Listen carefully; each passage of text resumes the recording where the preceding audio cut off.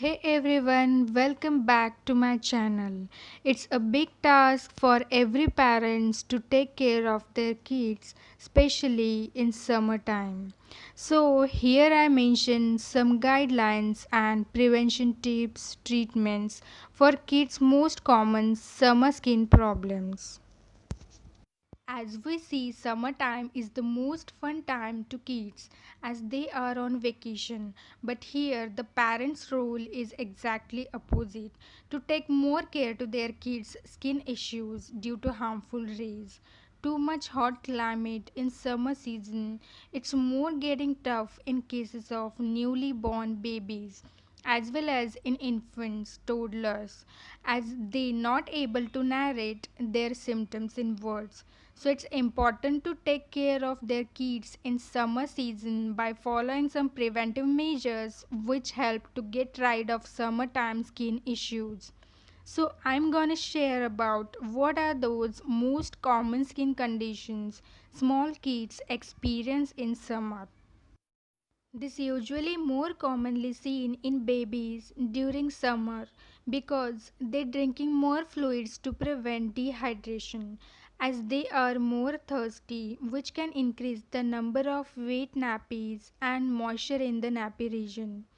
This in addition, increased sweating can more lead to nappy rashes due to increased heat and sweat. Nappy region is more susceptible to flare up eczema.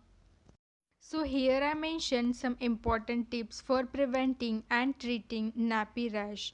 In winters it is okay to use oiling and moisturizing daily, twice or thrice to avoid dryness. But here in summer, mothers should always be careful in choosing products. Keep it to a minimum.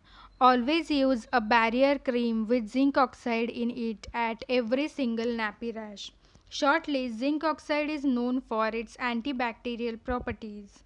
But in detail, I will explain in my upcoming video all about zinc oxide.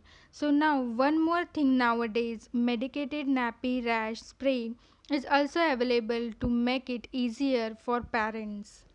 Are you using disposable nappies correctly for your babies? Here, be sure to change babies' nappy frequently as they are more absorbent than cloth variants. So, you have to choose disposable nappies every 4 hours and 2 for cloth nappies and immediately if soiled. At least 30 minutes allow baby to have nappy free time throughout the day. Ditch the soaps, swap out the soaps that can irritate baby's delicate sensitive skin. Instead of that, use soap free washes or bath oils. Where possible, use clean clothes or cotton with water to gently clean the irritated area. If nappy rash doesn't respond to any of above, or if there are red pustules, blisters, spots, pain or fever present, consult with your doctor for further medical help. One more common condition is eczema. It is caused by clothing irritation from all the moisture, heat, sweat, and friction. So, what exactly the eczema is? It's a condition where patches of skin becomes inflamed, red, itchy, cracked, and rough. Sometimes blisters may occur. One more thing I mention here that eczema is not contagious. If you find such signs in your babies, then consult to your doctor for further medical help. Miliaria, in simple terms, we call it as heat rash, occurs in young babies because their sweat glands are underdeveloped and don't cope well with heat and moisture. So for prevention, I generally advise keep babies cool place where there is good aeration. Calamine lotion may be used to reduce itching, but it can also dry the skin. Therefore, moisturizer should also be used to counter the drying effect of calamine. But sometimes heat rash may increase to extent level. It's difficult to treat. At that time, topical and oral medication such as antibiotics, may be required under medical supervision. Folliculitis, it's another common condition in which hair follicles become inflamed. It usually caused by a bacterial or fungal infection. So how exactly folliculitis looks like? What are the signs that helps us to recognize it is folliculitis?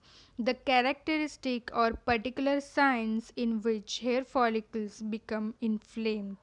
There are clusters of small red bumps or white-headed pus-filled pimples which develop around hair follicles.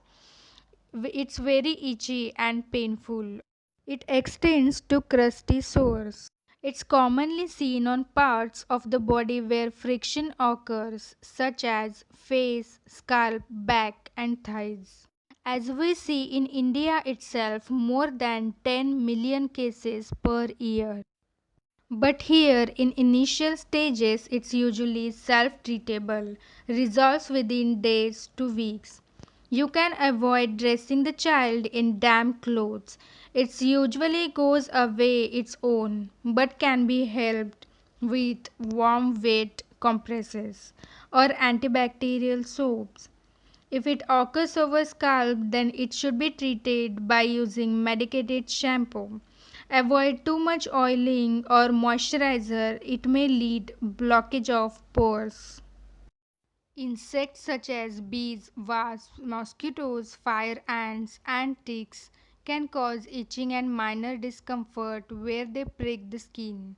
For some children, insect bites and stings can cause a severe allergic reaction called anaphylaxis, which includes a rash or hives and life threatening symptoms such as airway swelling. So, here are some preventive tips such as use insect repellent. When your children spending time outdoors, wash the insect repellent off with soap and water.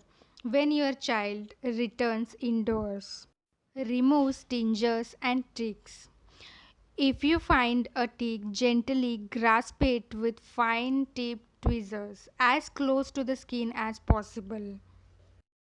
After the stinger or tick is out, clean the bitten area with rubbing alcohol or other first aid ointment. Apply a cold compress or an ice pack to any swelling for at least 10 minutes.